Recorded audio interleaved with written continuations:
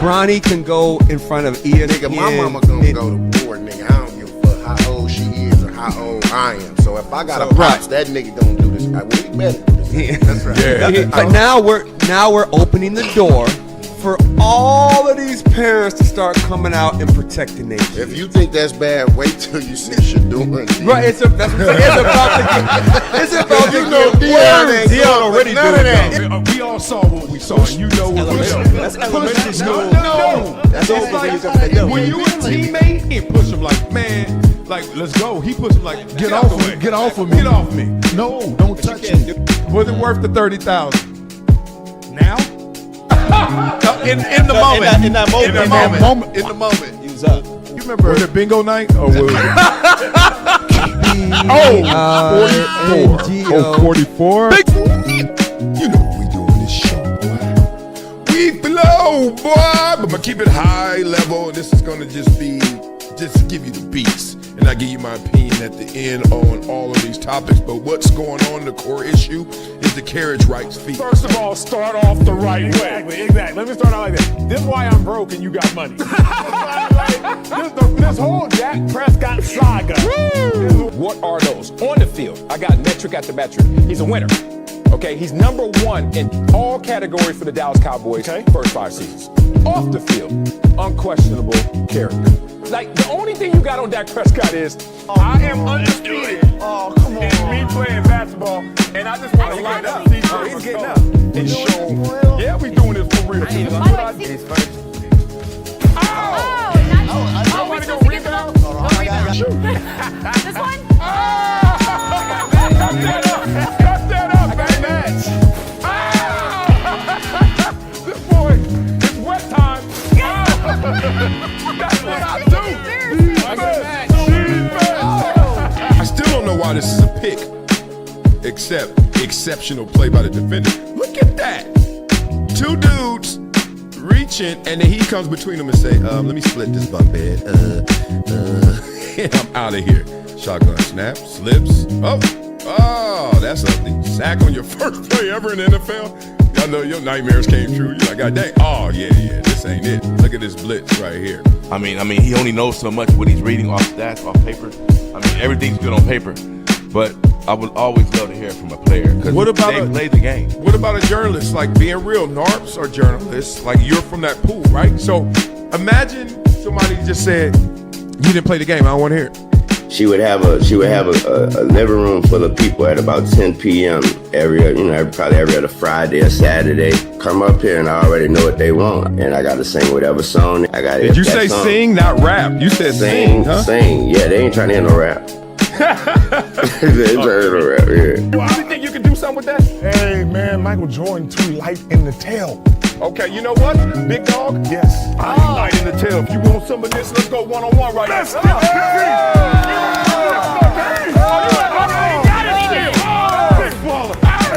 Everyone's playing the hits, but I'm a DJ. And one thing I know from my DJing experience is that you don't just play the hits. You play things that people haven't found out about yet. Discovery. Not up to me. I don't have this ego where I'm a buck, talk trash, and be like, yo, I don't like this. I don't like this. I'm gonna be like this. All right, I got enough talent. I got enough belief in me. I know what I want to do. Yep, let me go do it. Wah, wah, wah, wah. They say the early bird gets the worm. I'm in bed, heard the alarm clock, and I started to toss and turn and squirm. Oh, God.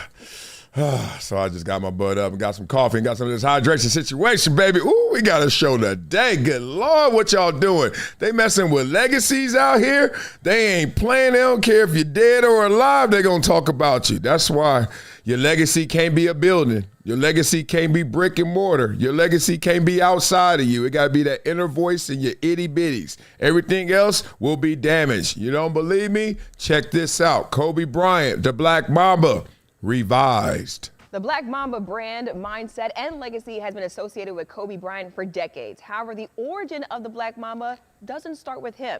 Baxter Holmes shares the untold story of how the brand was initially meant for another NBA legend. Now, everybody's feeling the same thing, which is split. you're like, okay, I love the truth, the whole truth, and nothing but the truth, so help me God, I do. But at the same time, come on, y'all, really? It's 2026, and y'all now about to remix this story? Not before, not when he was alive, never. And I've told you guys of hood lore, of ghetto lore, right? I told you guys how allegedly the nickname Black Mamba really came from D'Anthony Thomas. Shout out to him, Kansas City Chiefs, Oregon Ducks, Crenshaw High School, Snoop Pop Warner League. Now, the only reason I bring that up is because I want you to keep that in mind while you hear this story. Did it really come from Big Bad Nike?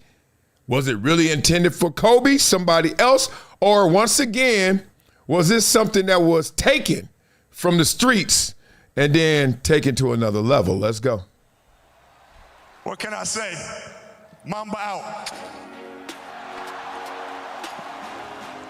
The Black Mamba became synonymous with Kobe Bryant, a mindset, a brand, and a legacy. But years earlier, Nike launched a Black Mamba campaign for another superstar. And I'm chopping this up, so I don't know. This seemed like a Super Bowl ad or something to me. They ain't gonna let me play this whole thing, but let's go. Now, we can't forget about, since we talking and we talking for real, come on now. I know it feels a little insensitive. I know we talking about somebody who can't defend themselves and give you some receipts, and nah. Let's talk about how Colorado was a part of this, and maybe the embracing of the Black Mamba, the timing of it is not exact, may have been a part of this calculation as well. Continue. Michael Jordan. In 2002, when Jordan's career was winding down, Nike was developing the Air Jordan 19. The shoe featured a new material called TechFlex, and it looked like snake scales. One Nike official searched the internet for what he called the most badass snake there is. The result? The Black Mamba. Nike teamed up with the advertising firm Wieden & Kennedy for the March 2004 launch. The ad featured a black snake slithering around the black and white colorway of the shoe. When did they find this out? I mean, god dang.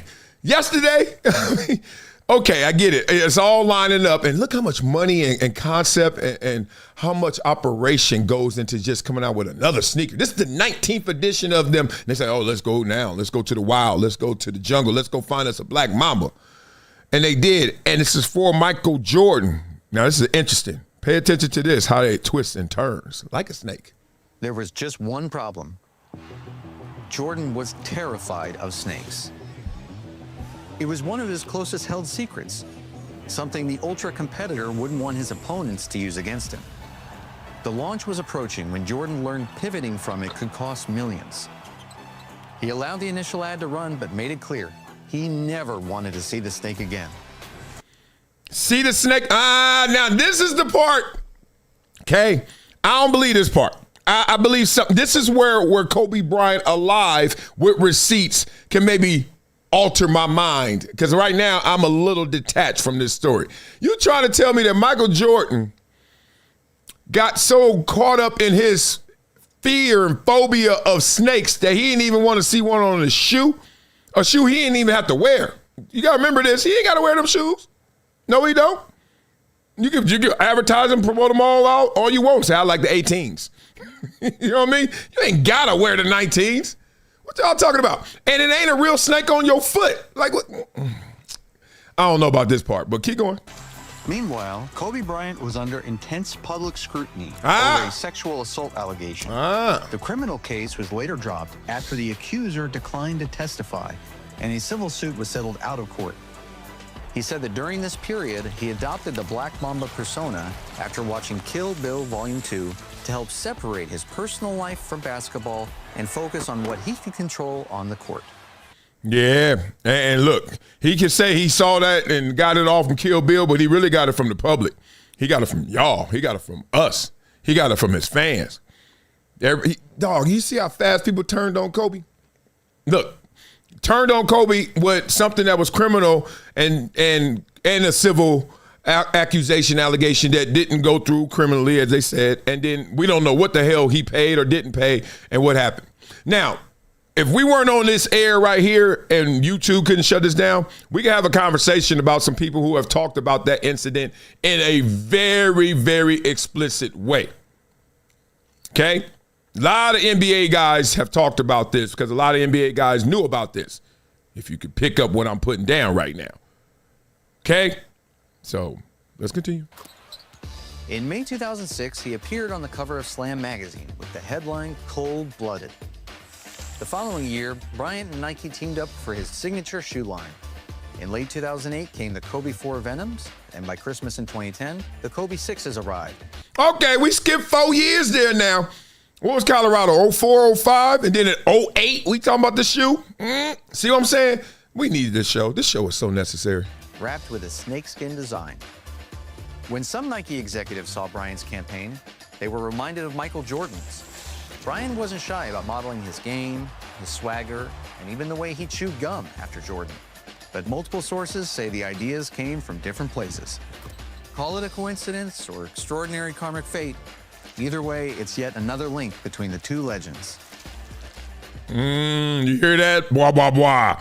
Please tell me y'all caught that. See, I used to grow up. I watched Barney Miller, Barnaby Jones. You know, I used to watch Starsky and Hutch, Streets of San Francisco. I watched all these crime shows, police shows, SWAT, Emergency. I listen. You hear the end? You hear what they said at the end? Multiple sources have conflicting stories. I can tell that.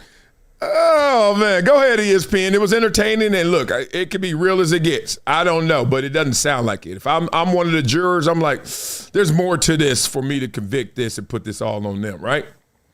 So I don't know about that. So let's go a little deeper or a little more additional. Somebody told me to start hiding my tabs. I don't know why. Ain't nothing but Nikki and Vlad up there. And some. Look, see, all my tabs is nothing. I got kids, bro. I can't put nothing up there. Here we go. Nike originally pitched the Black Mamba nickname to Michael Jordan in 2003, not knowing he had a fear of snakes after hours of work and pitching the presentation to MJ Larry Miller, the president of Jordan brand, told Nike, hey, good job in there yesterday. MJ really liked the meeting. The product looked good. Looked great, I should say, but you've got a problem. MJ doesn't like snakes. A year later, Kill Bill, okay. Introduced Black Mamba's death incarnate.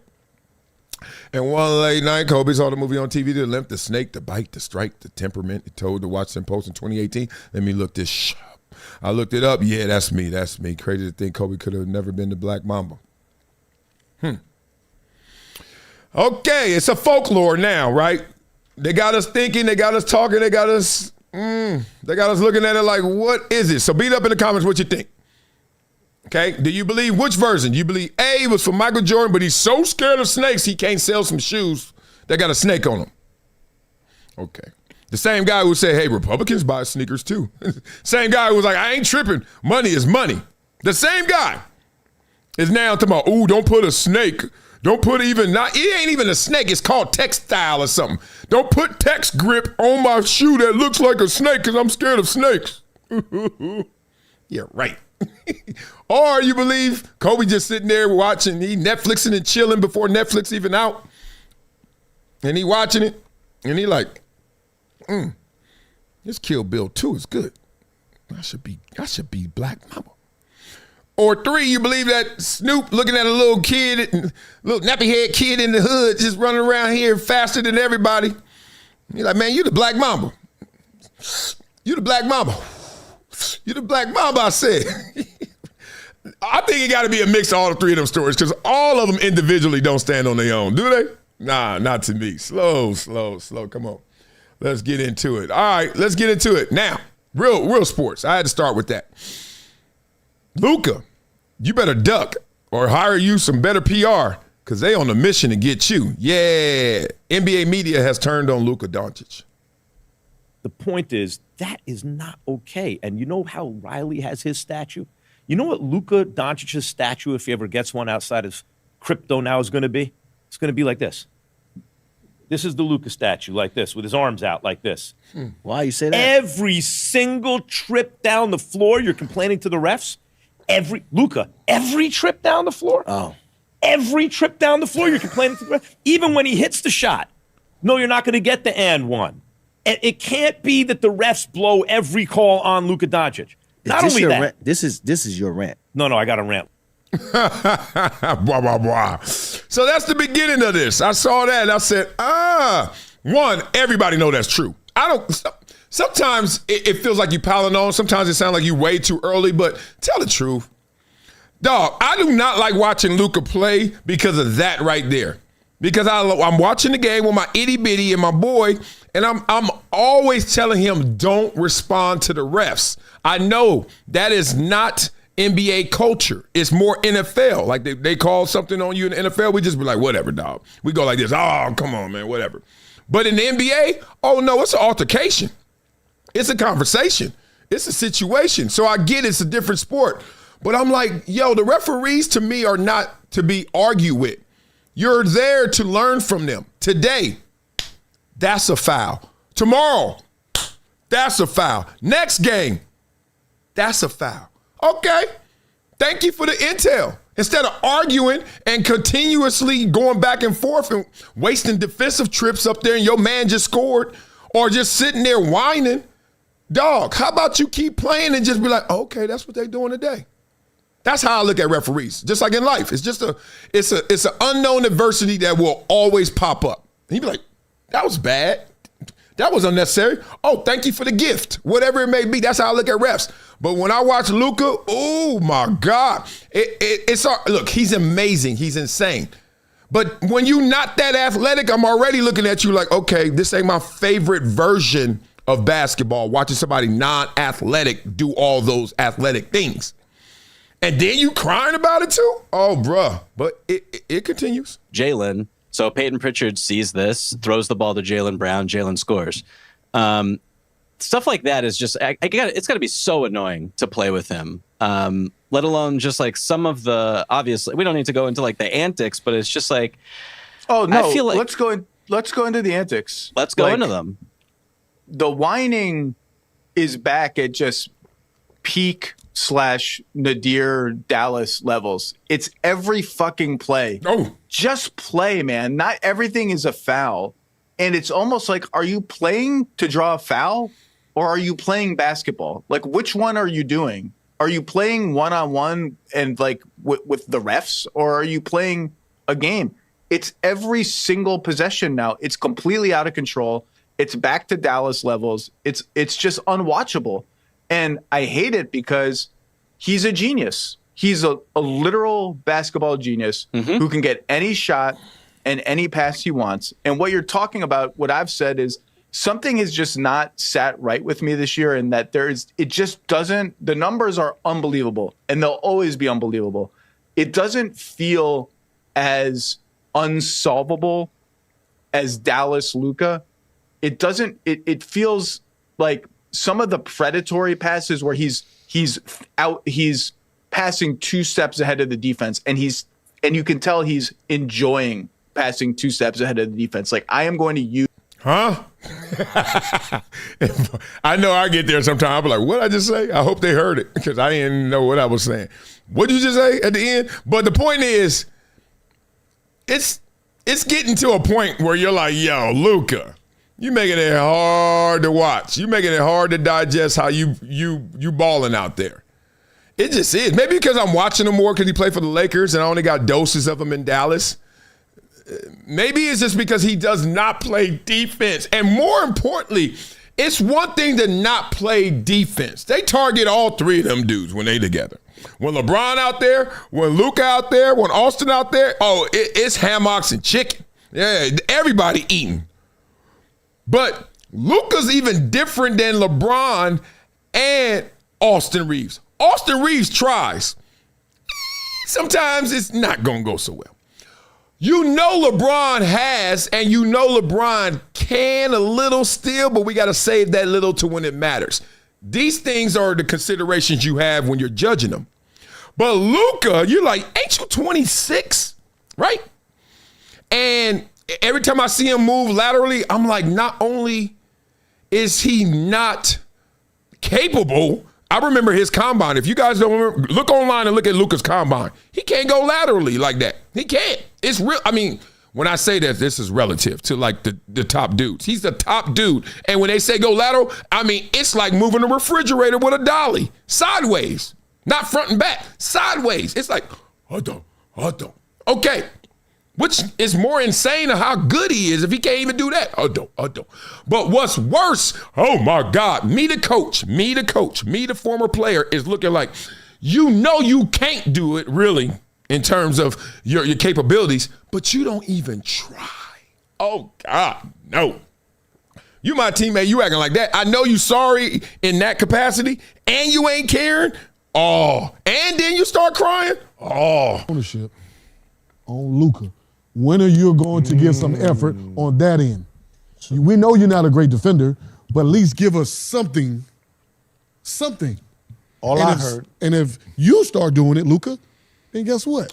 Others will DeAndre Ayton gonna feel like shit. I got to play harder too. Fuck. Look at Luka. It sounds like you're saying Luka. Kerr, we don't need that. Is not a winner. He could be a scorer and be the best at it. I said that before, but everybody looked at me crazy. Everybody looked at me crazy. The way Luka plays don't amount to wins. Wow. I said that. Heard you. So if we go back to, and I'm going to go back to something we talked about earlier. When we go back to the times that he was in Dallas, let's be honest, bro. Spencer Dinwiddie, the first time, Theo, when you was on that team, Spencer Dinwiddie and fucking Jalen Brunson, they carried that. Luka was hurt in that Utah series. Spencer Dinwiddie and Jalen Brunson killed. Yeah. So what we talking about? Then you go back to the other one, just get off what he just said again. Derek Jones, P.J. Washington, Dorian Finney-Smith. You had Kyrie Irving, you know what I'm saying? But you had defenders that could hide Luka. Yes. But then you got another guy that's a motherfucking bona fide killer that killed in that Minnesota series. Did Luka hit shots? Of course. Luka gonna score the basketball. Everybody in the world knows that. But you got to look at the game. Kyrie hit the big shots. Kyrie broke their backs. Man, the devil's in the details. Every single time. This is always amazing and profound to me, but then also just duh. It's kind of like how when we saw LeBron with Kyrie in the Cleveland series and we gave LeBron all the props because he led in every statistical category that existed for both teams in that final series when they beat the Warriors. At the same time, he didn't do it by himself. And the way that team was constructed, especially the big shots, and the biggest shot that Kyrie Irving hit gets lost. Because we all want to give all of the praise and all of the criticism to the top dog. So Luka, man, you looking at him now and you're like, dog, it makes you want to reevaluate, makes you want to go back. Because let's just be real. There's a world where right now there's a 7'4" guy who is unguardable who hasn't won a championship yet, and he's coming. Pause. So when he gets there fully arrived, we already know SGA is there. And I'm just talking about the Western Conference, y'all. How Luka gonna match up with these dudes? They get buckets too, but more than getting buckets, they gonna defend. Ooh. And they got defenders with them, willing. They ain't got Austin Reeves and LeBron or whatever reconstruction they gonna put together. Come on. Hands down. Just call it what it is. But this is my thing. This is all I got to say to that. And Ray, I agree with you. I fucking agree with you. Nico 8. As a GM, right? When you play with Melo, you got to put people around Melo now. Melo ain't no cone, but you got to know who your star is. And that's the one thing I will say about Melo.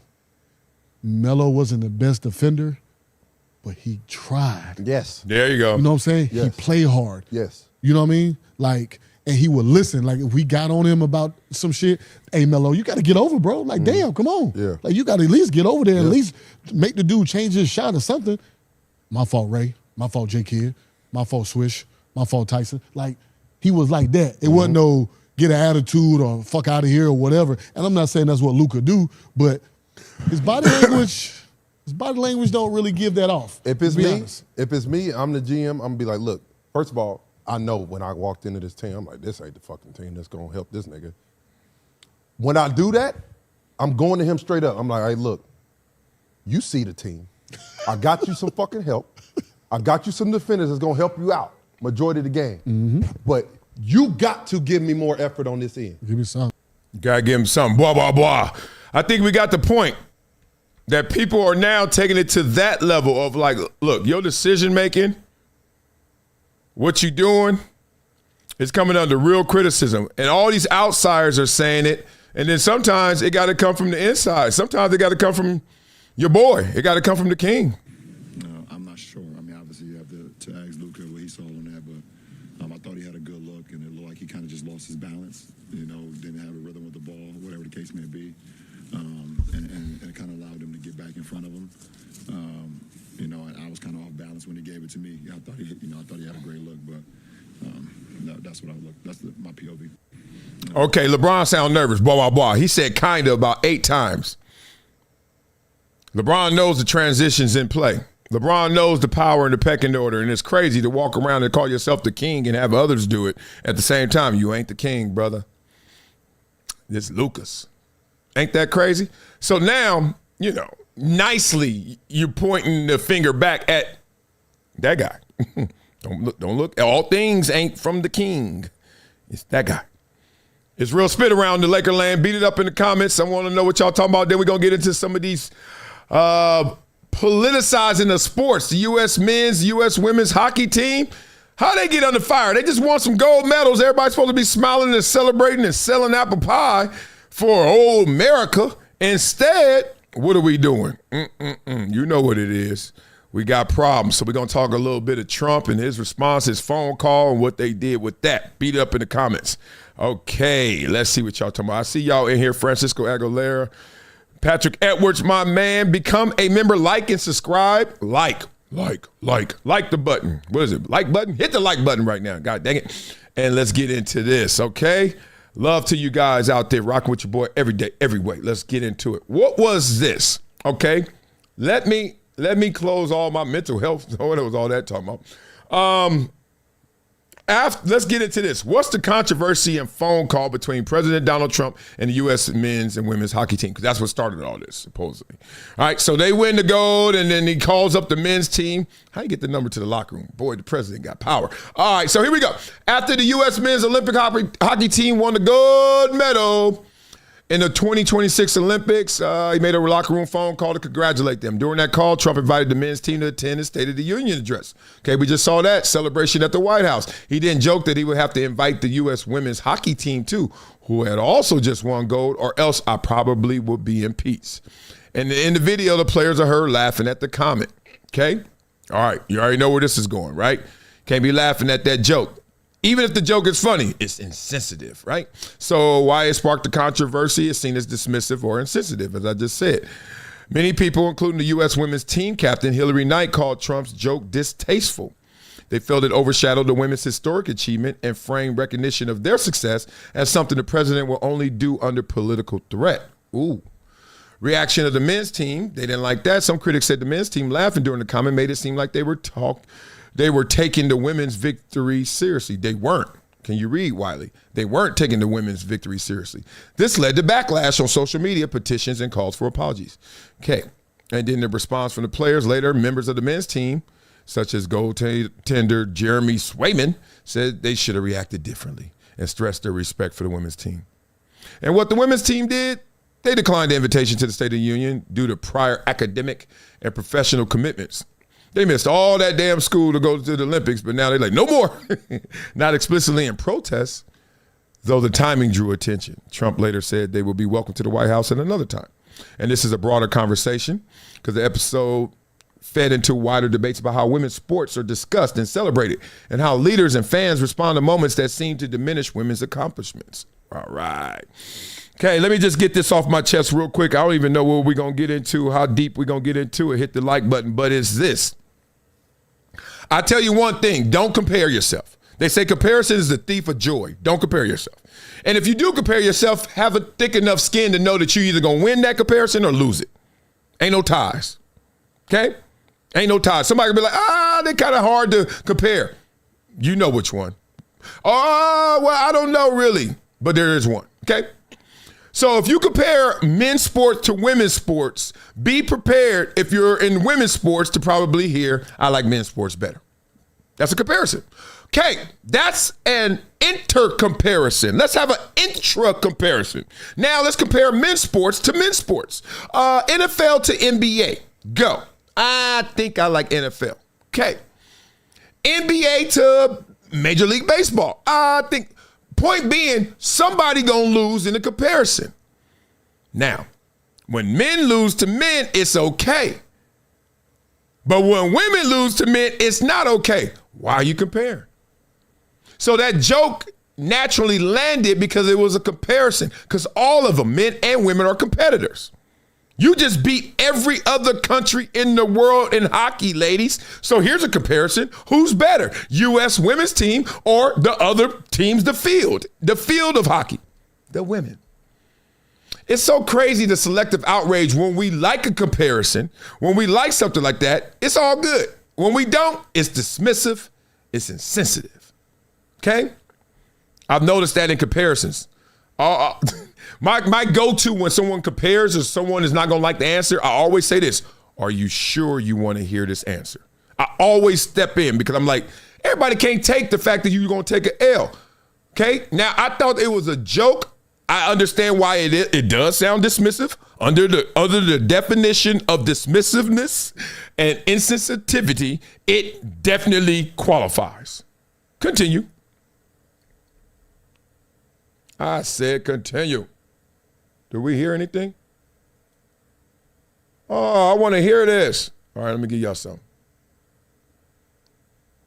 Is there a button here? Oh, look at that. You got to take it off mute. Okay, let's go. Look at me, producer. Let's go. All right, I have some thoughts about that Trump phone call to the U.S. men's hockey team, and I said this on my show too, but I want to share it here.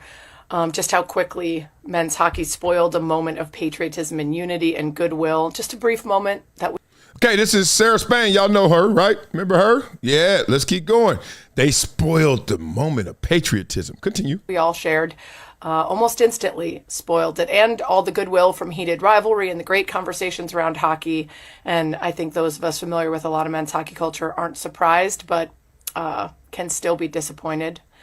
If you happen to miss the story, after the U.S. men won gold, Kash Patel, the FBI director, was partying with them like a frat boy and called Donald Trump on speakerphone. And he had a message for them about how great they were and everything they did, and made a joke at the expense of the women's team. Said, I guess we have to invite the women's team. I might be impeached if we don't. And the whole team laughed, at least everyone we could see on camera. Okay, the portrayal of that told a joke at the expense of, I'm not built like that. And I have 3 daughters and I have a wife and a mother. I could go through the whole list of women that I love, right? But I also love them enough to tell them, hey, you're going to take some L's. And with those L's, you're going to be the butt of a joke. And that is not the worst place to be in this world. Somebody is like, oh, I don't respect your efforts. Okay, let's go here. Have you ever seen somebody graduate from a school that you like, your boy almost flunked out of high school, but he got his GED. I don't know. Then he goes to community college and he gets his diploma. You there celebrating with him, going to Sizzlers after, we all steaking, all you can eat shrimp, we hanging, bro. Love for you. But when he gets, if he want to act like he high on that horse, he want to act like he just graduated from Stanford, you like, dog, slow down, calm down, don't compare. Just be happy you got yours.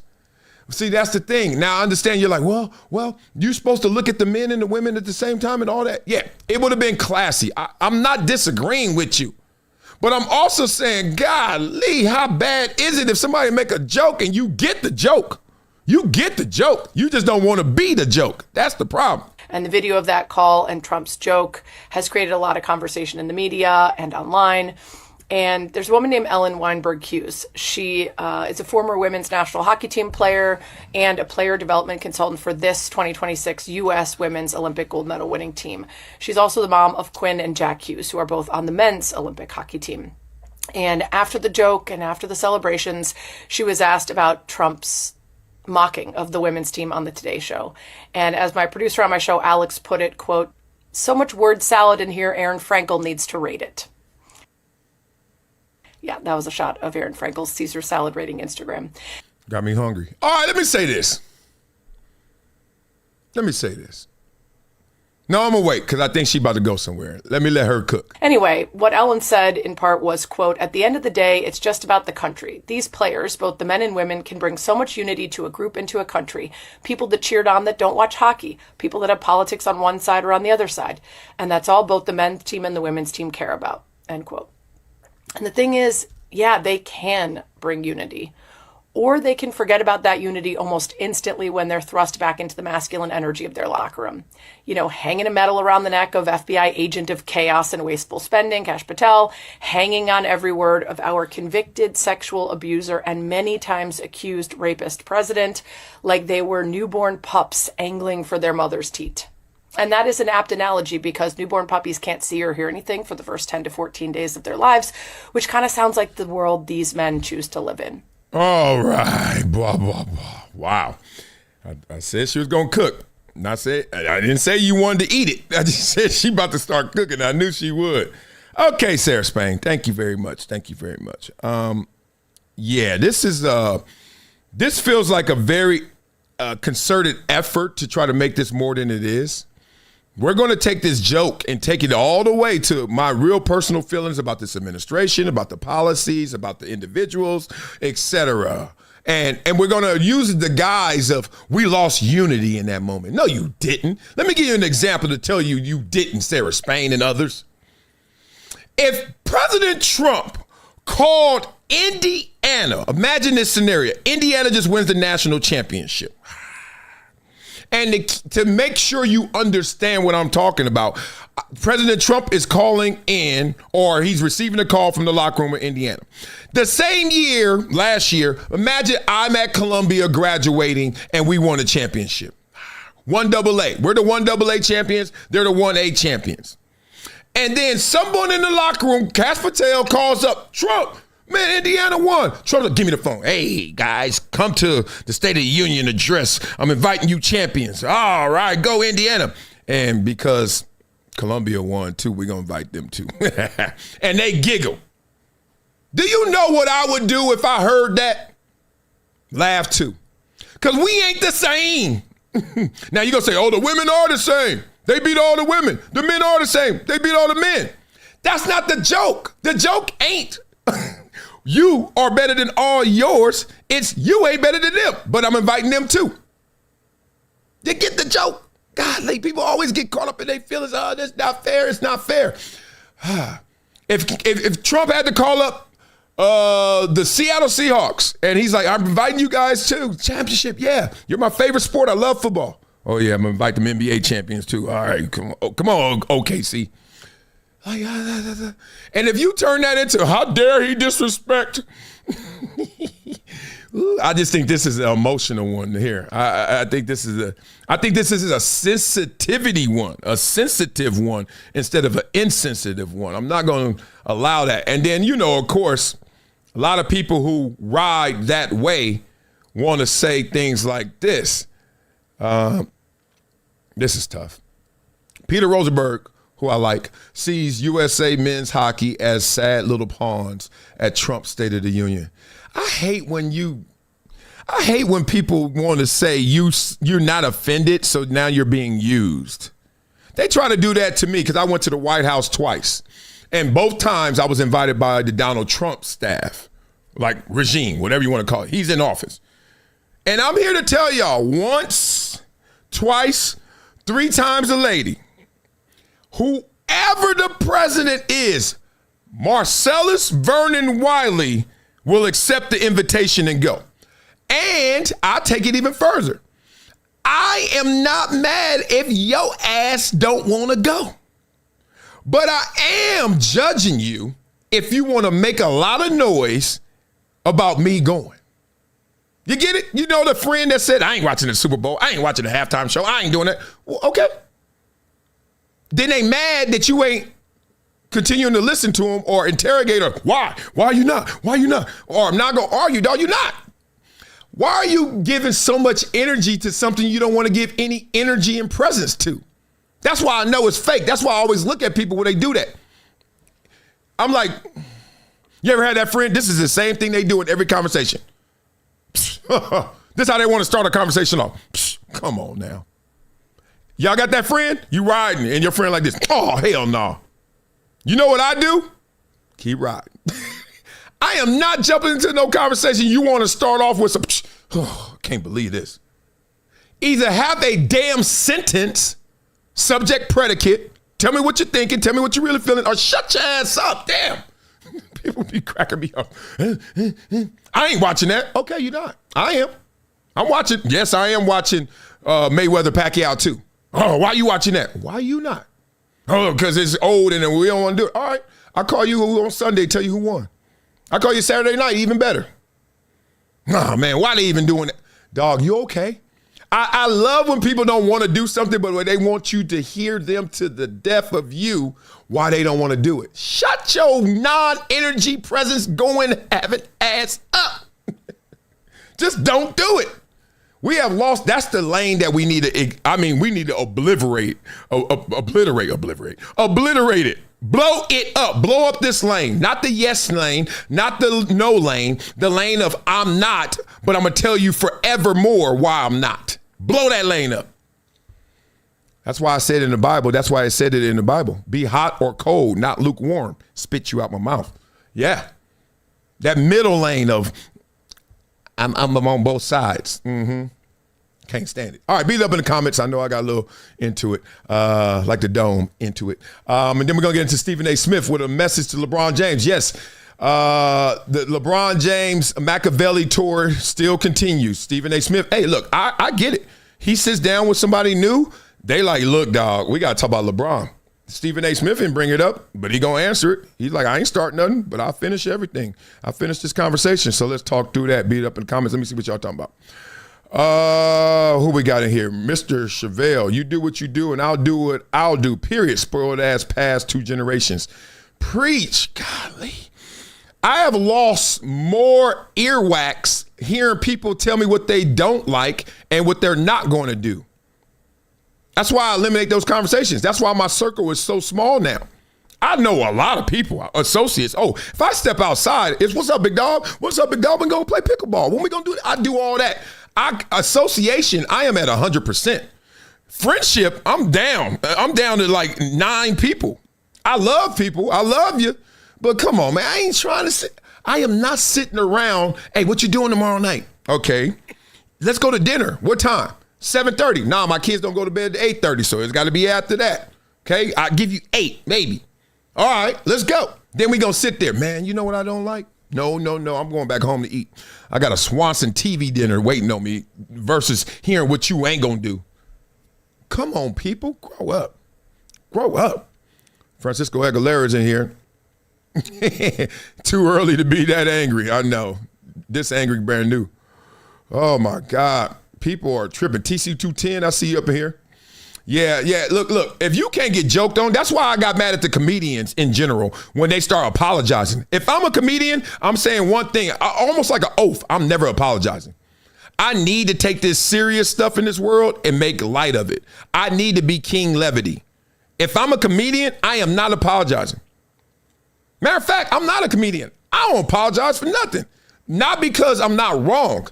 It's because the things that I say, I actually believe, I actually feel, and I actually have a heart. I understand sometimes you're not going to like it. So what? Vice versa. You hear the stuff you say? I don't want to hear somebody say, oh my God, you were so insensitive to these ladies. My girls play basketball right now, and my son plays basketball right now. They're in the same program. They're not the same. They're not the same age. They're not the same skill level. They're not recognized the same. My son's team is nationally ranked number 1, number 2 in the country every week. My daughter's team barely get the ball in bucket.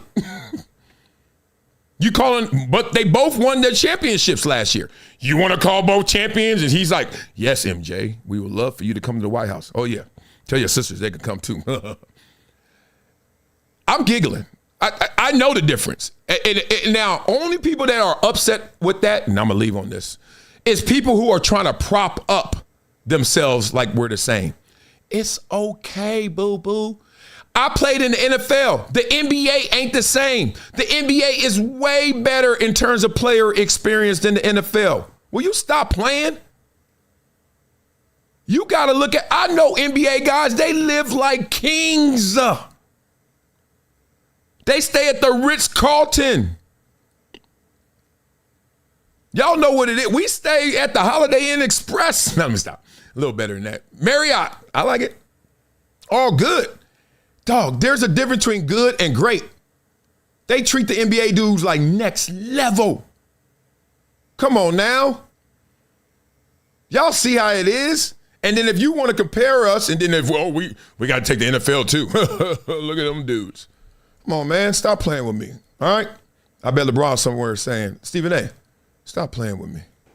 We don't like each other, and the world needs to know that, but I don't talk about it anymore because I don't know how to, all I can do is put it to you this way. And I'll even say that I hope he's watching. I just got to stop because I keep hearing we don't like each other. And just the way that I work, I can't let you put that on LeBron until I hear LeBron say that. Now, you can say he's saying it through his actions. You can say he's saying it because he went on McAfee and he ain't come on my show. You can say he said it to me before and I'm just telling you. But the point is, it's kind of coloring the argument and skewing the perspective when you keep telling me somebody don't like you too. And I don't know if they don't like you. I don't know that. And I say this, media, athlete, that's all in water sometimes. And I got that part. Did I think he crossed the line with the incident involving his son where he was telling me not to say anything? Of course I think, because I don't think I did what he said that I was doing. And I thought that was very, very unfair and it was a low blow. Are we really litigating this again? Stephen A., all your even if you, okay, let me just give it to you this way. Maybe this is a different way. How long LeBron been in the league? What, 03, right? 03, 04? And who has taken more scrutiny, criticism than LeBron? No one ever in history, just because there's more media than ever. It's not about, oh, they killed somebody before, they used to destroy him. It's just not much media in comparison to now. So there's more media and he's definitely top dog. Did he ever say anything? Matter of fact, he used to get lauded and praised for never responding. So let's use him against him. He never responded to anybody. All those Skip Bayless years of building up the brand of anti-LeBron. You jumped on it too, anti-LeBron. He never said, not a couple of things, one thing. And then one time you say, as a father, and then you go into your criticism, he responds. You don't think it's because maybe the father part came into play?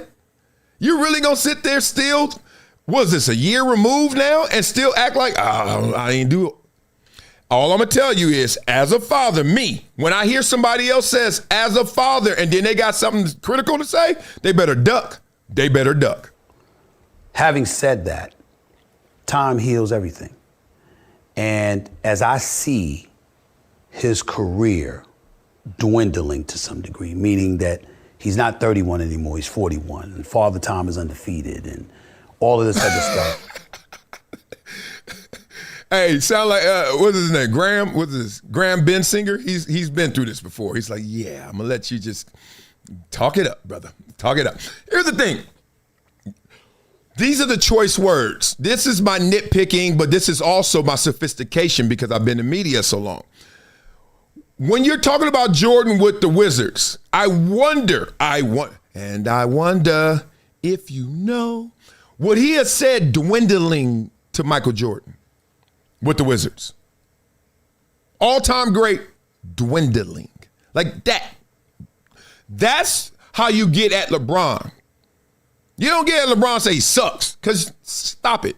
You just take a little bit off the top of the praise he deserves. He's 41, 42. It's important that everyone knows. I know how great he is. I know how great he has been for the game of basketball. And anybody who has been that great, people like me have benefited because he gives us something to talk about. And he's provided a level of entertainment that has made. Damn, I don't know. I've never seen him interview before. talking about unfazed, talking about like Stephen A. There was a moment where there was like a little bit of a handoff, like you supposed to be like, yo, a little head nod would help, a little bit like you picking up what I'm putting down. Nope, we ain't even took a sip of the water yet. God dang, who is this Graham Bensinger? Gangster. An exponential amount of lives better. Gangster. Just because he and I have a difference does not mean he's not a good man. And I've made a concerted effort to make sure that when I speak about him, as the years are coming to an end, I'm not going to be known as this guy that, oh, I don't like him. I don't like what's happened between he and I. But I will not diminish him in any way. He is one of the greatest, top 2, top 3 greatest players we have ever seen in our lifetimes. Well, I'll tell you about this top 2, top 3s talk. It's always 2 or 3. Nobody walks around like I'm top 5. No, you're not. You're 5. If you were higher, you'd be like, I'm top 4. I'm top 3. I'm top. Anyway, and me objectively watching, you're not doing as great a job as you think you are in terms of protecting or isolating how you personally feel about them and how you professionally cover them. I'm just saying the truth. Just telling you the truth. Like, I'm not even, this is no hate, this is nothing. You're not doing as good a job as you think you are, because these are veiled shots still. Even in this interview, it was a veiled shot. I think that's why Graham Bensinger was just sitting there like, I'm not being a part of any kind of imagery that you taking a veiled shot at LeBron and I'm sitting here head nodding. And what he has done for the game, what he has done as a role model for countless African-American men in this country and beyond cannot be measured. I swear I couldn't time that up better. What? LeBron? Oh, God. LeBron, what? What he's done for countless African-American. Why you limit them? The dude's an active billionaire playing basketball. You don't think anybody's inspired? Everybody's inspired? No, we really inspired. I am not more inspired, and I don't know this because I'm not white, than somebody white watching LeBron dunk on somebody and say, damn. Okay, I give it to you like this. Tom Brady. I'm going to give you some white guys. I don't think white people are more inspired by Tom Brady than I am. I love me some Tom Brady. Who's my favorite player growing up? Eric Dickerson and who? John Elway. I hate when you act like a color gonna make somebody more inspired. Dog, if my shoulder would have worked out like I envisioned it, I would have been John Elway over Eric Dickerson all day. Are you kidding me? That's a quarterback. I just hate when they limit it. All right, let's see what Graham has to say through his body language, because our bodies and most communication is nonverbal. Right now, he's gonna have a drink later with his boys and be like, "Man, this Stephen A. Smith, he on one." And I will not be somebody that focuses on our apparent dislike for one another. I instead choose to focus on what he's meant for the game and all of us who have benefited in part because of him. I owe him the same thing I owe Kobe. I owe him the same thing I owe Michael Jordan. I owe him the same thing I owe Kareem and Isaiah Thomas and so many of these guys that uplifted the game of basketball, because that guy went out there, him and Steph Curry stand above the crowd. What they've meant, and I'm gonna throw Kevin Durant in there too, because he's a sensation guy. He's criticized me. I could care less. He just gets sensitive about something from time to time. I love Kevin Durant. He's a great dude and he's a great player, and we should appreciate him more than we actually do.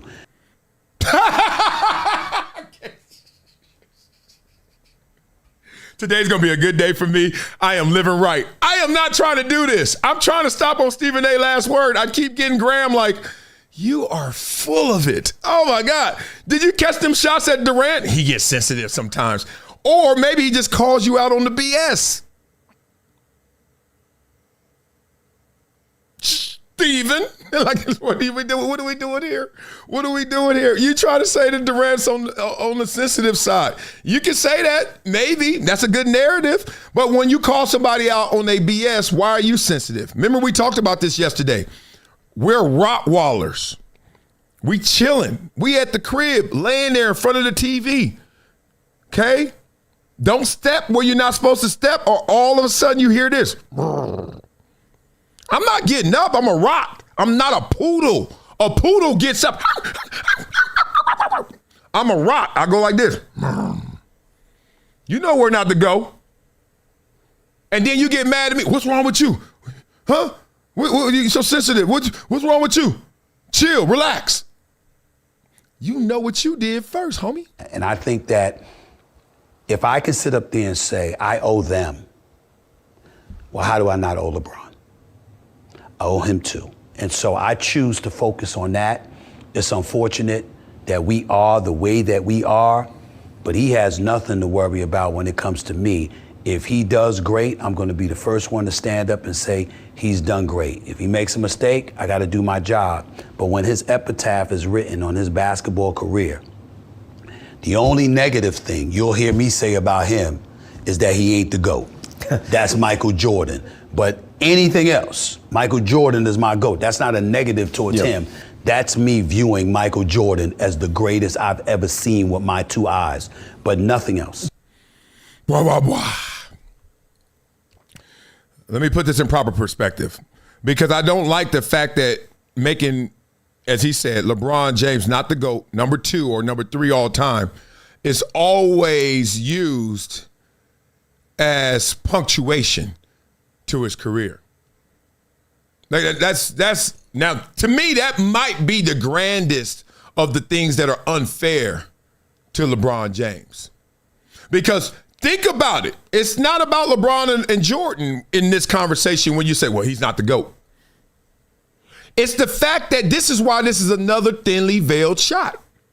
It's the fact that you do not put that on the epitaph of Steph Curry, of Magic Johnson, of Larry Bird, of all the other greats. When you start talking top 10, you never end it with the punctuation of, but you're not the GOAT. Who the fuck said I had to be your GOAT? The GOAT is not the GOAT if you know what a GOAT is. There's still people that say Joe Montana's still the GOAT, not Tom Brady. What you gonna do, slap him? It's people that say Jerry Rice is the GOAT. What you gonna do, slap him? It's people that say Barry Sanders is the best running back and not Emmitt Smith in terms of GOAT for the running back. We gonna slap him? So why are you always going to LeBron? Because LeBron wants to be the GOAT. Well, I think those other guys would love to be called the GOAT too. Well, LeBron has said it. Well, let him say it. Why aren't you saying it for everybody else that is close but not the GOAT? Answer that. Your Honor, may I rephrase this? May I ask again? I won't even change it. I won't even paraphrase, Your Honor. Yes. Why don't you say that everyone else that is close, top 10 to GOAT status, is not the GOAT? Durant. You just mentioned Durant. I'm just saying it because you mentioned him. Kareem. I love you, Kareem. You're amazing. You're the best. Go Cap. You're not the GOAT. I never hear that. I only hear it for LeBron, which is a thinly veiled shot. Beat up in the comments. Let me know what you're thinking about that, because we're not done with this LeBron situation. He went on and talked a little bit more about it. Let me give you this. This must be another interview. From LeBron tension to political fire, he says Smith rejected bitterness. Let me see. Okay, let's start here. The interview then turned to LeBron James, Ben Singer. Oh, that was what we just talked about. Reference past comments suggesting the 4-time champion tried to hurt Smith's career. Longtime commentator did not back away. That's exactly what I said. Smith responded while declining to provide specifics. I wonder if the specifics are going to make us question LeBron or support LeBron, because he never provides us the color for that, the specifics, but he keeps bringing it up. It's like, do you have really good evidence? Why do you keep bringing it up? Tell me. He pointed to James appearing on a show that follows his own and publicly criticizing him as confirmation that their issues ran deeper than debate segments. Still, Smith rejected bitterness. I moved past it. He credited Charles Barkley, Kenny Smith, Shaquille O'Neal, Ryan Clark, and Marcus Spears for offering perspective. He also mentioned his daughters who admire LeBron James. Yeah, he is phenomenal. He's one of the greatest ever. I can't talk about it, but that's exactly what I said. And I've never talked about it, and I won't, other than to say, I know that to be true. And that's unfortunate. And outside of that, it was validated when he went on Pat McAfee's show. He is so mad that he went on McAfee's show. Because you went on that show that comes on after me to talk about me and to disrespect me. Tidy White's on. Tidy White's on. And he did this and that and all of this other stuff. And like, oh, really? So that's what we doing? So you know that was validation. But I've known about several things in the past, but I'm beyond all of that. Like I said, I moved past it. Have you? Okay. Well, let me just tell you, Stephen A., it ain't just me, man. Other people out there taking notice of this. Stephen A. Smith said LeBron should dress better. What? What the fuck is he talking about, bro? I think Stephen A. Smith, there's something so personal with he and LeBron that he's just going to keep going and going and going until something crazy happens. And I don't know what it is, but I just think both of them will be better off. Well, maybe not both of them, but Stephen A., I think his life is so good that he shouldn't be worried about shit like that unless it's so personal that he has to hold on to it. I'm not so sure, but I just think his life is shorter than longer. Let's be honest. You know, he's in the same boat as me, bro. So just live life, bro. To hell with what LeBron and them are doing, man. I think that what he's saying is like, you know how it is. When we get in our feelings, we magnify things. Everything gets bigger. Everything gets crazier. You mad at her, and all of a sudden you say, "What you doing?" And she's like, "Oh, I'm just putting this in the trash."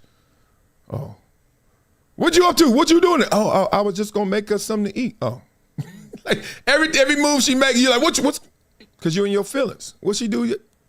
You get it. Said he was done talking about LeBron after he went on his media tour for him last year. And now, like, that is the most petty thing. Like, come on, dog. That's like. Go ahead, Jay. Will. Every time he mentions LeBron, though, just imagine what's happening to the views and shit that he's getting. So that's never going to stop. But yeah, I think his life's way too good, bro, to be worried about little petty shit like you said. Let me stop right there. That's enough. We get the point. White chocolate. And I think that, all right, let me show you something that LeBron did that was highlighted. And I think this is kind of like a perspective of what LeBron is trying to do, like in terms of decorum. Check this out. All right, this is interesting. Check this out. This is LeBron at a game, and he's walking over to some fans. They said YNs in the caption, but some young dudes, young little dudes, young brothers, okay? And somehow, some way, he like, supposedly I promised to do something or talk to y'all or sign something or chop it up, give you a picture. Just take the hoodies off. Like, y'all second row look like, yeah, y'all courtside. Y'all feet on floor, right? He's like, clean it up. Clean it up a little bit. No? Does that matter? Does that matter? Let me give you contrast. Here's another one.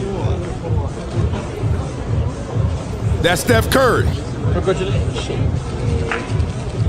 That's Steph Curry. That's Aisha. Aisha, the man the girls have never had. And I want to get to know you better. Remember that song? Such a good song. Okay. Now, why am I showing these back to back? Why am I showing you these back to back? Because of this. Peep this. So, they pointed out that LeBron, obviously an active billionaire playing basketball, looks up to some young dudes and say, hey, yo, homies, come on now.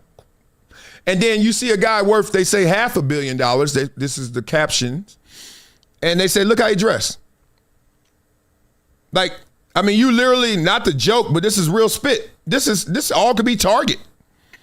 The watch probably could be one of those nondescript but fancy ones. But the point is, it ain't dangling, it ain't hanging, it ain't all that stuff, it ain't loud, it ain't peacocking, it's just, I got it, dog.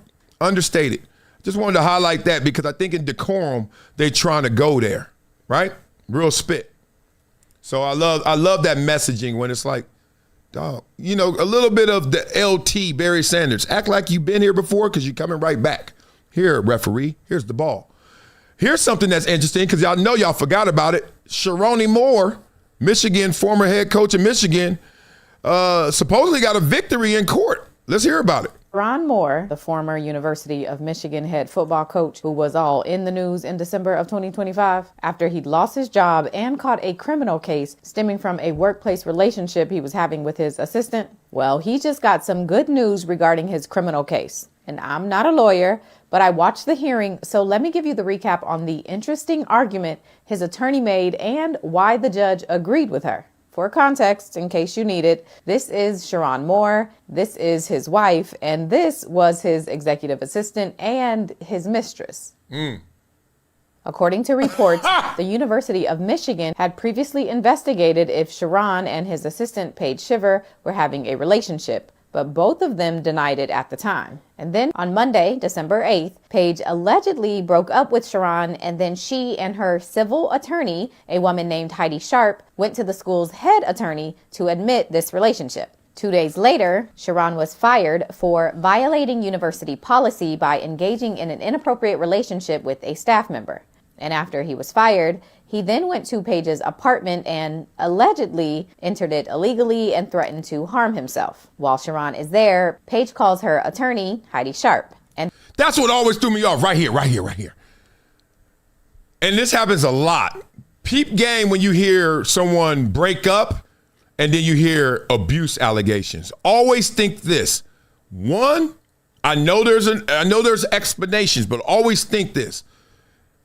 Why are you telling me now if all of this was happening before and you were so terrified?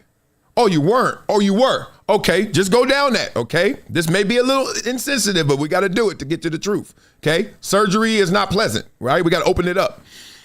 Then once you're in there, also say, in the moment of fear or terror, shock, whatever it may be, why are you calling a lawyer and not the authorities, police, if you're such in fear? Anybody? Just questions. And then Heidi calls the police. And this is where some of the problems start. Yes. When Mr. Moore came to the complainant's apartment, the first person that the complainant called was Heidi Sharp. Heidi Sharp then calls 911 and says a series of statements that are in my motion that she did not have personal information of and had no basis for and are untrue. Oh, let me find out. Okay, I'm way ahead of this. This is my problem. Don't go to the movies with me. I ain't going to say nothing, but I'm going to be acting like this, like, oh, I know what's about to happen. Yo, let me find out that the lawyer and the mistress was like, yo, here's the plan. Here's the script. In case he comes, or we know he's going to come, whatever it may be, hit me, and then I will make the call to color the situation, to already paint the situation. But I'm in fear. I'm in terror. This guy has a knife, right? He just jumped in and broke into the apartment. You explained all of this? Ooh, are we going there? Mr. Moore had a long history of domestic violence against Shiver. Okay. Shiver herself never made those statements. She never gave that information. There is no record of any of that. There is no documentation of any of that. There is no criminal history. There's nothing to support that statement made by Heidi Sharp. Oh, yo, this is deep. So peep game. All right, let's go all the way there. We playing surgery. Let's go. They go and tell the head lawyer of the campus, Michigan, the institution, hey, they did have a relationship. Y'all right. All this time we've been lying. You're right. Okay, thank you.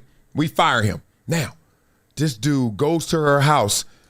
Whether he broke in or not, I don't even know that now. That's in question. Because look, if you've been messing with her for how long, you probably got a key. I don't know. Point is, you got in the house. We'll figure that out later. Then you get in the house and immediately she called the lawyer. But her is just like, you're right. Do it. Detonate. And then all of this stuff about him doing this and this and that. What if he just went over there, opened the door? Really? Really? Why didn't you just tell me look, I broke up with you and you probably found out that I was like, I'd rather get her removed from the department than lose my job and all this stuff. But really, why'd you out it? Like, there's could have been a way better golden parachute for you and me than me now fired and then you exposed as the mistress. Who wins in that? Who wins in this one? Who winning? You wanted that much sympathy? You wanted to be the victim that bad? You were complicit in this for years. Oh, this is deep. We may have been looking at Ronnie Moore a little wrong. There was a screenshot of messages the days that the alleged stalking occurred. It starts, can you have Dave write a statement? Okay. What is the latest you can get me out? I called him. And then on the day of the incident, it says, can you call me when you get a chance?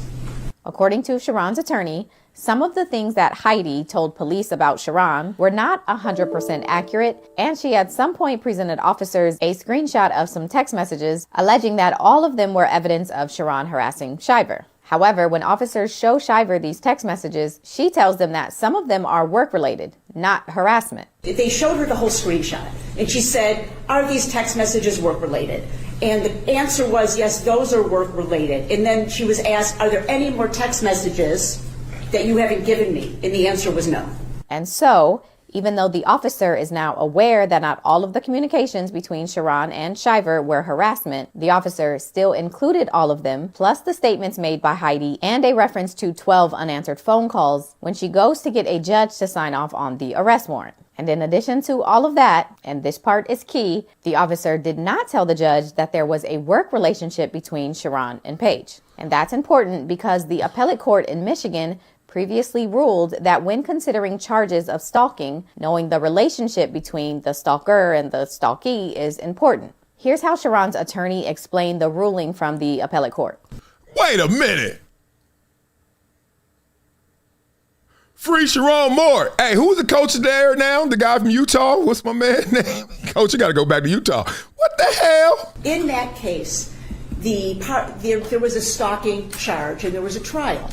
At trial, the evidence presented that the alleged victim was a probation agent and that the alleged defendant was a probationer. The probationer contacted his probation agent many, many, many times, to the point where the probationer said, please stop contacting me. The probation agent felt harassed. She had her stalking charges filed. At a bench trial, there was a finding of guilty. On appeal, the appellate court stated that the relationship between the probationer and the probation agent is relevant. It's relevant because what it shows is that contact between the two parties had a legitimate purpose. The contact was for the probationer to notify his probation agent of certain things. What the court said was that when looking at the reasonable person standard of whether somebody feels harassed, you have to look at whether a reasonable person in that position feels harassed, which gets us to what happened in this case. Man, framing is a mother sucker. And because it starts off with bias, like framing is pervasive and it will continue to occur. Look, I understand there are people who are guilty, straight up. I watch court TV all the time, straight up guilty. But boy, do we have an issue with people who are just framing things because they're like, this will work. Oh, poor damsel in distress, me. Poor me, mistress, executive assistant. Poor me, power dynamic. Poor me, head coach. Poor me. We can get into the race stuff. Oh, brother, big old brother. Poor me. It sounded like her and the lawyer was like, poor me, but we know how to get rich me, rich me. You see where this is going? Yeah. Chiron's attorney argues that since the officer never told the judge about the working relationship between Chiron and Paige, especially considering that Paige had already told the officer that some of the communications were actually work-related, That means the judge signed off on a warrant under the impression that every communication between these two was harassment. In the facts that she presented to the magistrate, she left out the information that Chiron Moore was the boss of the complainant. The complainant was the executive assistant to Chiron Moore, who at the time was the head football coach at the University of Michigan. It matters because the communications that were presented to the magistrate were 12 alleged phone calls that were unanswered. The 12 alleged phone calls were on a work day. The complainant in this case had not taken a leave of absence. She had not left her job. It was working hours, and she was the executive assistant of Chiron Moore. The magistrate needs information to make a determination of probable cause of whether to issue an arrest warrant. That's a big deal. That's like due process at its core. And in case you're wondering, Chiron's attorney highlights that since those 12 calls went unanswered, there is no way to confirm or deny what Chiron's intentions were with them, whether they were work-related or not. And so, based on these misrepresentations and omissions from the officer, Chiron's attorney is asking the judge for a hearing. They specifically want to question everyone involved in this to figure out what everybody knew and when, and to understand if information was intentionally left out when getting the warrant. And if it is, Chiron's attorney is ultimately asking for the charges against him to be dismissed. Now, the prosecutor tried to argue reasons why the judge should not grant this hearing, but honestly, none of them were really convincing. She basically said that this should be addressed at a later time. And so the judge sided with Chiron's team and agreed that a hearing is necessary. I can only imagine, but this court doesn't know, what an executive assistant to a football coach does. I don't know if phone calls or messages might be exchanged all times of the night. I don't know. I see you, brother. way to bury the lead. Let me stop. Oh, my God. Chiron, he might own Michigan. Any of that. I can only presume that if they are the executive to effectively a CEO, the range of their responsibilities, duties, communications is vast. But it's something certainly that the court should have been informed of during the swear-to. I don't know why that wasn't given to the magistrate. I think that the evidentiary hearing would be necessary because there's no mention of the employment, that context given to the relationship. So the hearing will be held on March 2nd. And just as an FYI, if based on this hearing the judge determines that the charges should be dismissed, the prosecutors could refile them. But we aren't there yet, so let's just see what happens at the hearing. See what happens when you cheat on your wife. Chiron Moore. You had a perfect video, then you had to throw that in. You're so silly. I'm not a lawyer, but on Instagram. Wow. I mean, that's talent. This ain't even your job, and you doing that? That was insane. Had me captivated. It was way too long, but I was like, we got to go. She is nailing this. Wow. Okay. Two things. One, we know Michigan this hearing is going to be interesting. Let me just say this, because we all have heard that Michigan knew about this before the day that the mistress came forward, right? At least investigating it. That's going to be a problem. You investigated, what'd you find? That's all you found? Oh, they weren't complicit? Oh, they weren't telling the truth? They weren't forthright? But your investigation should have been independent no matter what they say. Private investigators, nobody can find anything more than just smoke? You couldn't find the fire? Really? Okay. And you know, in these investigations, somebody will be like, yeah, they knew, but they were waiting to see what the record was. Yeah, they knew, but we'll make sure we beat Ohio State or not. Yeah, they knew, but we were trying to see if we were bowl eligible. You know somebody going to go there. So they in trouble with that one. Here's the second part. Y'all remember, it feels like the OJ trial in the sense of, okay, we get to the scene, but you mishandle the scene. It's not done proper procedure, so therefore some of the evidence can't be admitted, and we got to go back and restart. And since we do, now we got it all framed differently, racial. The power dynamic is now gone because she seemed like she was working with a lawyer from Hello.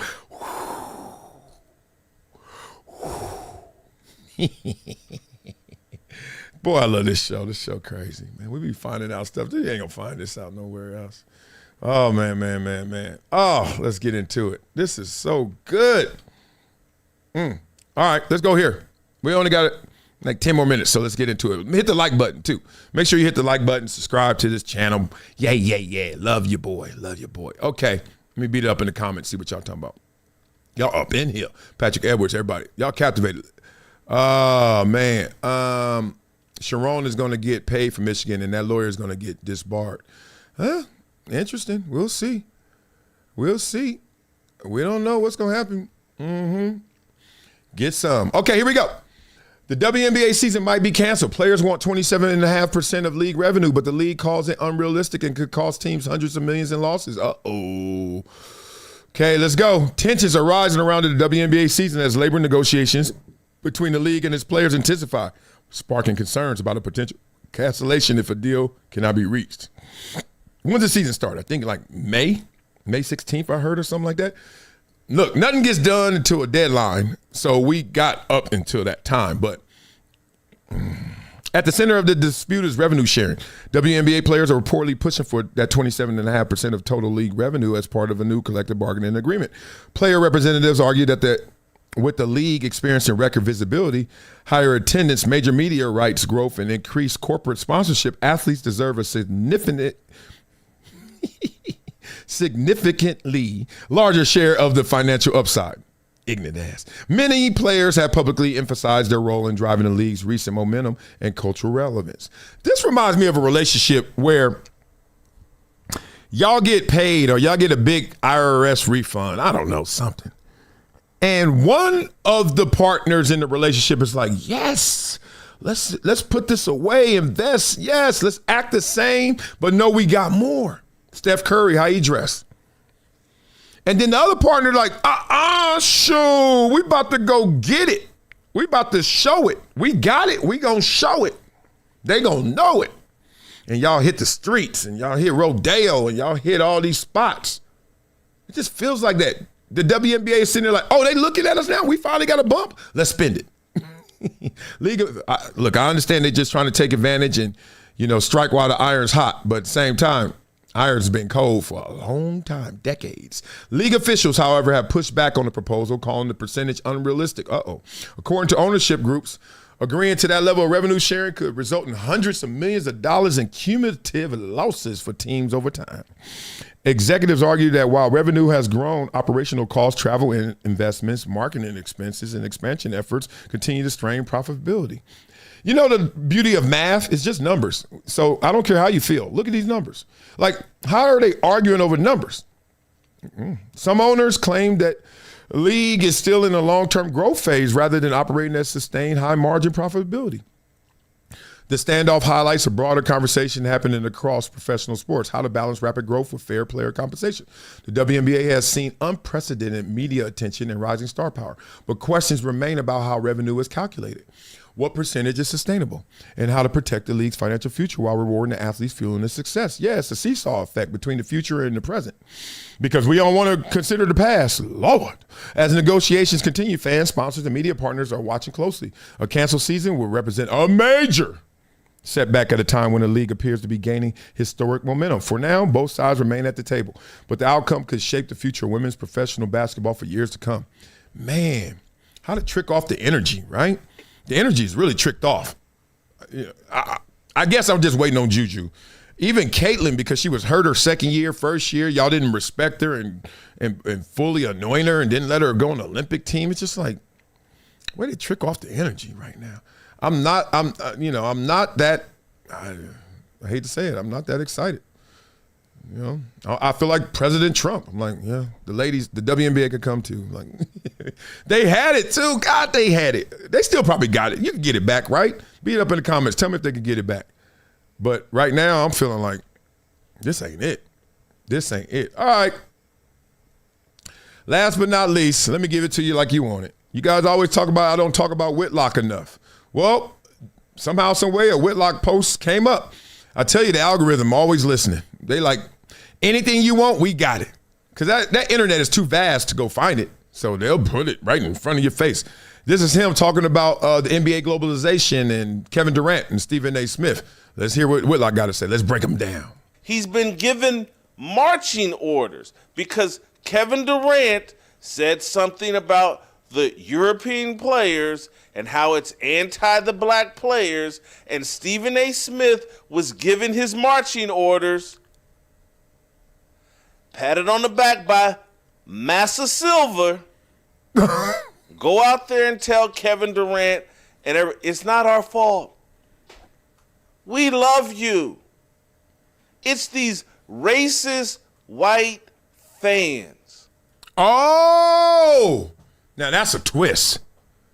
So the globalization that's coming, as it should, like, why are we even, that's not an issue. Oh, we're going to make our sport bigger than just our borders of the United States. Oh, what are you doing that for? No, obviously. So there's two plays here, right? The NBA is trying to make it bigger, but then it feels like, oh, it's anti-black, or, oh, we don't love the American black player as much as we're looking for our great white hope. Or even though we got Cooper Flagg here, we got Con Nepple, how you say it, Kneppel, shooting the lights out and setting rookie records. But no, not them. So now, instead of all that, we're going to turn on the fans and say, it's y'all. Y'all the resistance. What? Who is the NBA has had a black face as the face of the NBA since late 80s, 90s. And has not relinquished it, has not even cared about it. No one. I don't even know anybody like what? Who cares? Matter of fact, Cooper Flagg doesn't get the love he deserves. He breaking every teenager record. And people are like, oh, okay. No, man. Oh, they tanking. Oh, they ain't doing nothing. Wow. Keep going. We had to give them Luka Dončić and Nikola Jokic because they're so racist. This is garbage. Absolute garbage. It's why I hate ESPN. It's why I have no respect for Stephen A. Smith. It's why you should hate ESPN. It's why you should have no respect for Stephen A. Smith. It's why you need to look deeper into what is really transpiring. NBA fans, white, black, whatever, had no problem with the NBA during the 80s and 90s when it was predominantly black. None. I'm not even talking about on the court. They still don't have a problem. I'm talking about that was the golden years. That's the golden era. How do we even misconstrue what is happening right here? You're globalizing good, and then you're going out there and you're finding most of the outside world is not white. What are we doing here? Go to Africa. Uh-oh. I mean, they there, but come on. Look at what they've done right now in terms of the stars. Yeah, we got a Jokic. Yeah, we got a Luka, but we also got a Wemby out of it. You know, you go back, you got Tony Parker out of it from the early globalization. Come on, y'all. Supported Michael Jordan in that entire era. Never more popular. Yep. The globalization push is all greed. Greed led by David Stern and Adam Silver. The globalization push is all about the destabilization of America and the changing of American values and culture. You can't put that on sports fans. Blah, blah, blah. Let me digest that last part. So we're making it bigger. We're getting outside of here. We're not trying to be as reliant on America because America is shifting. Well, you could say that, or America is lost because the NFL has just NFL took Christmas from basketball, put on 3 or 4 or 5 garbage games because everyone's hurt or saving themselves for the playoffs, and still beat the NBA. Maybe America, and they don't want to say this, so they want to hide behind globalization, is a lost cause for the NBA. Like, we're going to be good here. We're going to be all right. We're good. We're second best in this country. But let's go some places and plant our flag and be best. Because if you leave this country, NFL goes down, NBA goes up in terms of interest. Even though we know the NFL is trying to globalize as well. London, Mexico, Germany. Those games are sold out in 2 seconds. So it's a race. It's almost like an arms race to globalize. Nothing wrong with that. But you see the difference? This is what's wrong. The NFL ain't turning on its fans.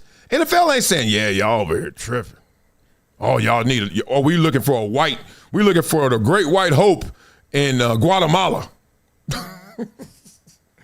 They over there in Nigeria and Greece talking about, yeah, we looking for the great American, European, African white hope, Afrikaner. Man, look, NFL, they are leaving our borders and they not turning it. They're not using any kind of propaganda. They're not saying there's a problem here. I don't know why these narratives are out there for the NBA. It's interesting. Now, I know we can go a little deeper to AAU and all that because that's where the attacks are really happening. Like they're going to the AAU level to show you grassroots, oh, we got a problem, so we need to leave. You don't need a reason to leave. Just go. Real spit. Well, that's it for us today, man. That's enough time. I got to go get these itty bitties ready. I got to go do what I do. Get to have lunch with my sister today. I'm really excited about that, too. Only person I tell everything to. And she don't even know everything. You know what I mean? All love to you guys, man. Make sure y'all feeling good and your blood is flowing and your blood is going. You know what time it is. It is time to get some video in ya. Let's go. What's good, fam? It's your boy, Marcellus Wiley. And I got to talk to you about something that's been a game changer for me. Y'all know I've been on the comeback trail after my hip surgery. And let me tell you, getting back to 100% ain't easy. I've been looking for anything to give me that edge, to help me bounce back stronger, faster. And that's where Venia's new blood flow hydration product comes in. Oh, this ain't just another supplement, people. This is about optimizing your body from the inside out. Since I started taking Venia blood flow hydration, I'm feeling a big difference in my physical therapy sessions and my energy levels. It's helping me get that crucial blood flow where it needs to go, helping my body heal and perform. I'm feeling more vibrant, more ready to tackle whatever comes my way. It's like my body just remembers how to be its best self. And for anyone out there just looking to elevate your daily well-being, this is it. And here's the best part. Venia is so confident you'll love it, they're offering a 90-day money-back guarantee. That's how you know it's legit. You got nothing to lose and everything to gain. So head over to the link in my bio, check out Venia Blood Flow Hydration, and start your own comeback story. Trust me, your body will thank you. Let's get it. Bwah, bwah, bwah. Hit the like button, y'all. Y'all know where we at. You know what we do. You know how we roll. Let go. It's been a decade plus that I knew that this day was going to come. Oh, this is not